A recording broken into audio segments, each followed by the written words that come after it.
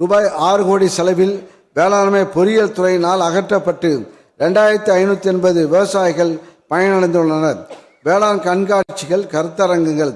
மாண்பு முதலமைச்சர் அவர்களின் வலியுறுத்தப்படி உழவர்கள் உள்ளிட்ட அனைவரும் பயன்பெறும் வகையில் வேளாண் கண்காட்சி மற்றும் கருத்தரங்குகள் திருச்சி, ஈரோடு மாவட்டம், பெருந்துறை, திருவண்ணாமலை ஆகிய 3 இடங்களிலும், சென்னை நந்தம்பாக்கம் வர்த்தக மையத்தில் 2 முறை வேளாண் வணிக திருவிழாவும் நடத்தப்பட்டு நவீன தொழில்நுட்பங்கள், கண்டுபிடிப்புகள், வேளாண் இயந்திரங்கள், கருவிகள், அறுவடை பின்சார் மேலாண்மை நுட்பங்கள், மதிப்பு கூட்டும் நுட்பங்கள், கால்நடை மற்றும் மீன் வளர்ப்பு நுட்பங்கள் போன்றவை காட்சியகப்படுத்தப்பட்டு ஏறத்தாழ 9 லட்சம் விவசாயிகள், மாணவர்கள், பொதுமக்கள் பார்வையிட்டனர்.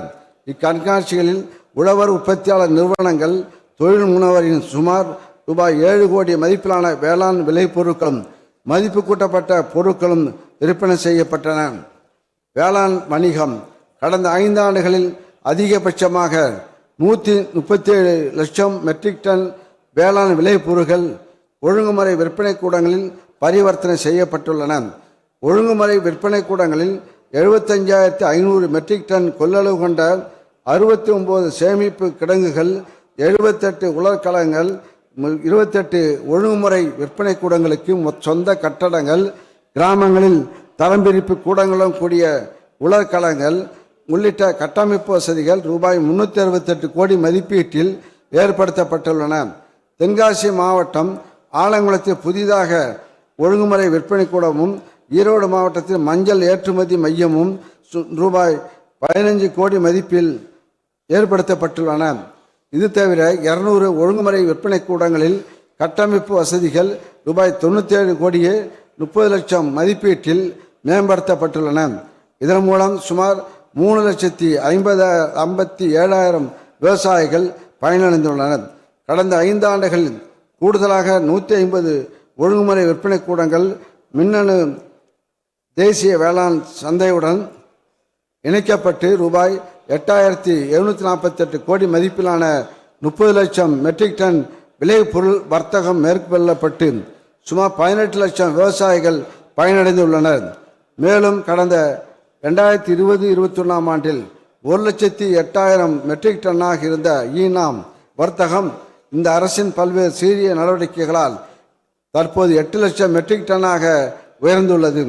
கடந்த 5 ஆண்டுகளில் புதிதாக பண்ருட்டி, ஒட்டஞ்சத்திரத்தில் தலா 1000 மெட்ரிக் டன் குளிர்பதன கிடங்குகள், ஈரோடு மாவட்டத்தில் காய்கறி மற்றும் பழங்களை சேமிக்க 1750 மெட்ரிக் டன் கொள்ளளவு கொண்ட 5 குளிர்பதன கிடங்குகள் ஆகிய அமைக்கப்பட்டு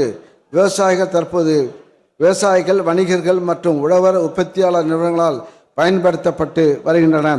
கூடுதலாக தொண்டாமுத்தூர், இளையான்குடி, திசையன்விளை மற்றும் நாயுடுமங்கலத்தில் மொத்தம் 600 மெட்ரிக் டன் கொள்ளளவு கொண்ட குளிர்பதன கிடங்குகள் அமைக்கப்பட்டு வருகின்றன. குளிர்பதன கிடங்குகள் அமைப்பதற்கென மட்டும் ரூபாய் 27 கோடி செலவிடப்பட்டுள்ளது. முத்தமிழ் அறிஞர் டாக்டர் கலைஞர் எண்ணத்தில் உதித்து செயல் வடிவம் பெற்ற ஒப்பற்ற திட்டம் உழவர் சந்தைகள். உழவர்களின் விளைபொருட்களுக்கு உரிய விலை கிடைக்கவும், காய்கறிகள், பழங்கள் நுகர்வோருக்கு அன்றாடம் கிடைக்கவும் 194 உழவர் சந்தைகள் செயல்பட்டு வருகின்றன.